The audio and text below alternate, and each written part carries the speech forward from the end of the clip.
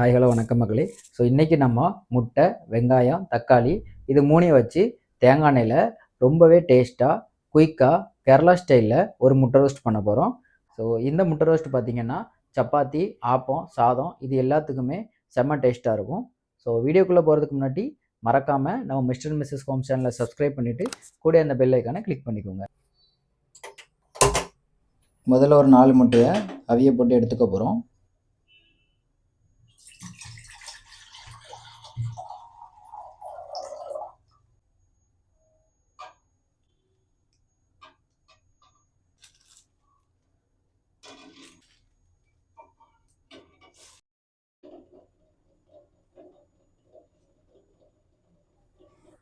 இந்த ரெசிபியை நம்ம தேங்காய் எண்ணெயில் மட்டும்தான் பண்ண போகிறோம். ஸோ இப்போ முதல்ல கடாயை வச்சுட்டு அதில் ஒரு 2 ஸ்பூன் அளவுக்கு தேங்காய் எண்ணெய் ஊற்றிட்டு அப்புறம் நம்ம அவிய வச்சு வச்சுருக்கிற 4 முட்டையை லைட்டாக இந்த மாதிரி கட் பண்ணிவிட்டு இப்போ ஆயிலில் போட்டு ஒரு 1/4 ஸ்பூன் அளவுக்கு மஞ்சள் பொடி, கொஞ்சம் உப்பு, அப்புறம் ஒரு 1/2 ஸ்பூன் அளவுக்கு மிளகு பொடி இது எல்லாத்தையும் போட்டு நல்லா ஃப்ரை பண்ணிக்கணும்.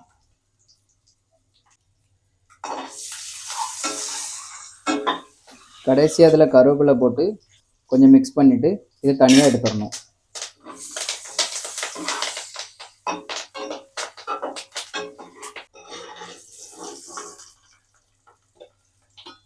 இப்போ அதே கடாயில் ஒரு 2 ஸ்பூன் அளவுக்கு தேங்காய் எண்ணெய் ஊற்றிட்டு கொஞ்சம் கடுகு, அப்புறம் 1 ஸ்பூன் அளவுக்கு சோம்பு, அப்புறம் நீளமாக வெட்டி வச்சுருக்கிற 3 வெங்காயம் இது எல்லாத்தையும் போட்டு கொஞ்சம் நல்லா வதக்கி விட்டுட்டு கொஞ்சம் உப்பு, அதில் ஒரு 2 ஸ்பூன் அளவுக்கு இஞ்சி பூண்டு பேஸ்ட் சேர்த்து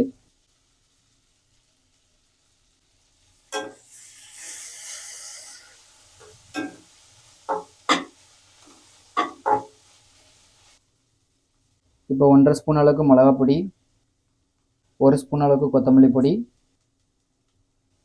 1/4 ஸ்பூன் அளவுக்கு மஞ்சள் பொடி போட்டு ஒரு 2 நிமிஷம் நல்லா வதங்க விடணும்.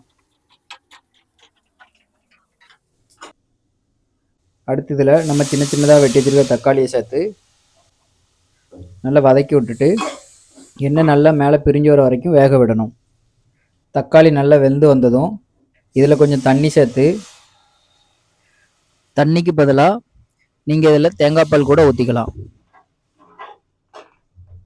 நம்ம ஃப்ரை பண்ணி வச்சுருக்கிற அவிச்ச முட்டை இதில் போட்டு நல்லா மிக்ஸ் பண்ணிவிட்டு ஒரு 5 நிமிஷம் வேக விடணும்.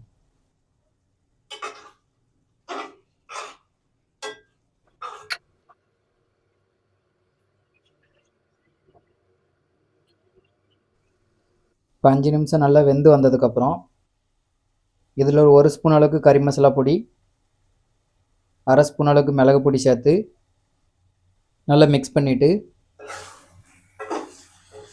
கடைசியாக இந்த அளவுக்கு கருவேப்பிலையை சேர்த்து இறக்குனா போதும். டேஸ்டான கேரளா ஸ்டைல் முட்டை ரோஸ்ட் ரெடி.